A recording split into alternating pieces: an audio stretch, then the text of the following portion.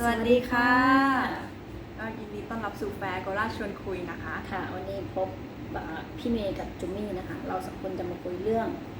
การฝังกลบใบอ้อยในร่องอ้อยค่ะโอเคเดี๋ยว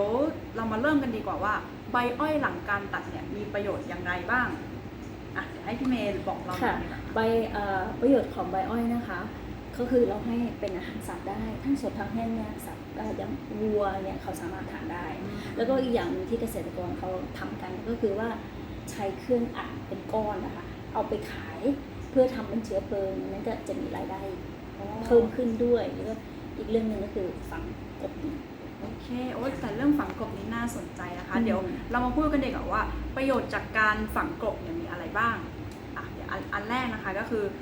การฝังกลบเนี่ยมันเป็นการพลิกหน้าดินขึ้นมาพอเราตักหน้าดินจากข้างล่างเนี่ยขึ้นมาข้างบนมันก็จะเอาพวกวัชพืชรากวัชพืชแล้วก็พวกแมลงที่อยู่ใต้ดินเนี่ยขึ้นมาด้วย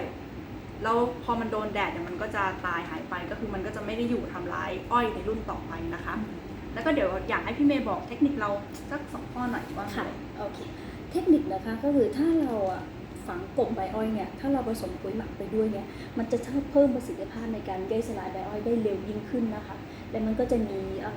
อาหารในดินเนี่ยมันจะมีประสิทธิภาพมากยิ่งซึ่งมันจะมีผลประโยชน์ต่อการปลูกอ้อยในครั้งต่อไปเนาะแล้วก็จะลดต้นทุนในการปลูกอ้อยด้วยแล้วก็อีกเทคนิคนึงก็คือใช้เครื่องสางเพราะว่าถ้าใช้เครื่องสางใบอ้อยเนี่ยใบอ้อยที่สางออกมาถ้าใช้เครื่องมันจะละเอียดมากซึ่งมันจะย่อยสลายได้เหมือนกันและเครื่องสั่งตัวนี้ค่ะเกษตรกรที่โคราชเนี่ยเขาเริ่มใช้กันแล้วเขาไปยืมจาก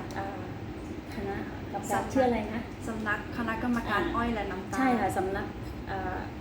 กรรมการอ้อยและน้ำตาลนะคะซึ่งเขาจะให้เกษตรกรเริ่มยืมไปใช้ในไร่ของพวกเขาแล้วนะคะเราจะมีลิงก์วิดีโอให้ดูข้างล่างเนาะ